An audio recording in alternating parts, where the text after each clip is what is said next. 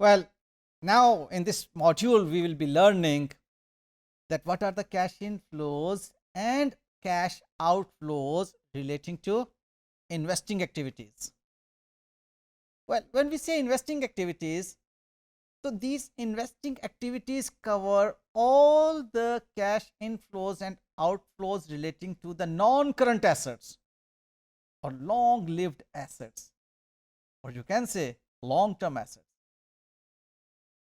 तो जो long term assets and investments also, because जो शॉर्ट टर्म इन्वेस्टमेंट्स होंगी उनको हम देखेंगे कि कुछ शॉर्ट टर्म इन्वेस्टमेंट्स आपकी कैश एंड कैश इक्विवेलेंट में चली जाती हैं, उसको इफेक्ट करती हैं, उसमें ग्रुप होती हैं, और कुछ शॉर्ट टर्म इन्वेस्टमेंट्स बहरहाल आपकी इन्वेस्टिंग एक्टिविटीज़ में इम्पैक्ट लेती हैं कैश फ्लोज से मुताल्लिक।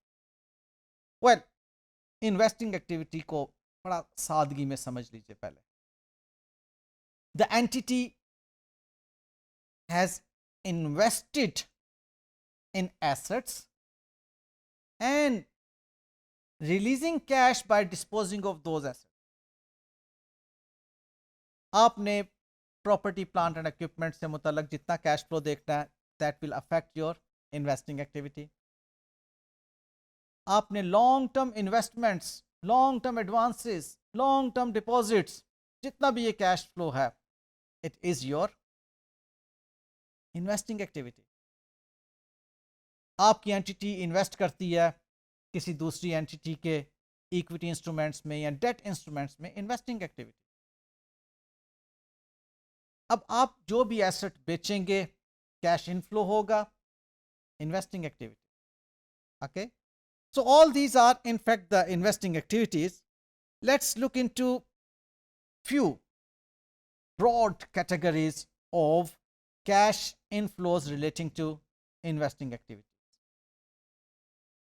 अब सबसे पहली बात तो ये है कि आपने इन्वेस्टमेंट की कहीं पर, उस इन्वेस्टमेंट को जब आप रिलीज करेंगे, आपने किसी को कर्ज दे रखा था, आपने उससे कर्ज वापस लिया, कैश इनफ्लो हुआ बिजनेस में, तो वो कैश इनफ्लो इन्वेस्टिंग एक्टिविटी है।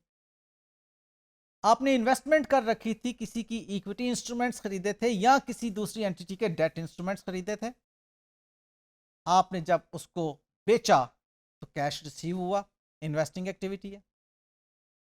इसी तरह से you had property plant and equipment, जो भी नॉन करंट एसेट आपके पास मौजूद था, अगर आप उसको बेचते हैं तो you receive cash, that is cash inflow which comes under investing activity. Well, investing activity में एक और इनफ्लो जो कि हम डिस्कस कर चुके पहले भी, ऑपरेटिंग एक्टिविटी में भी शो किया जाता है, इंटरेस्ट रिसीव जब होता है आपको, आपने इन्वेस्टमेंट कर रखी थी, उस पे इंटरेस्ट या डिविडेंड जो रिसीव हो रहा है उसको आप इन्वेस्टिंग एक्टिविटी में कैश इनफ्लो के तौर पर शो करें या ऑपरेटिंग एक्टिविटी में कैश इनफ्लो के तौर पर शो करें, both is equally good. Alright, then comes investing activities से मुतल्लक cash outflows. Okay, now you are sharp enough, माशाल्लाह। यस, जो आपने इन्वेस्टमेंट्स कर रखी हैं किसी की इक्विटी इंस्ट्रूमेंट्स को खरीदने के लिए, कैश आउटफ्लो हुआ। डेट इंस्ट्रूमेंट्स किसी एंटिटी के खरीदे, कैश आउटफ्लो हुआ। आपने किसी को कर्ज दिया, कैश आउटफ्लो हुआ। ओके, और इसी तरह से आपने कैश पे करके एसेट्स खरीदे हैं, कैश आउटफ्लो हुआ। तो all these are in fact the examples of cash outflow relating to the investing activity.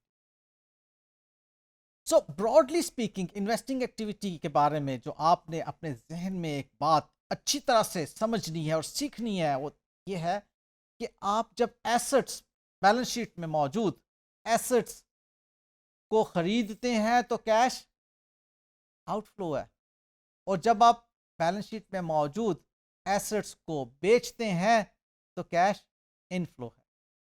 इसी तर्ज पे आप जब किसी को कर्ज दे रहे हैं, कैश आउटफ्लो हो रहा है, लोन्स, एडवांसेस, ओके, या किसी से आप दिया हुआ कर्ज वापस ले रहे हैं, तो इन्वेस्टिंग एक्टिविटी का cash inflow. So this is all about your investing activity.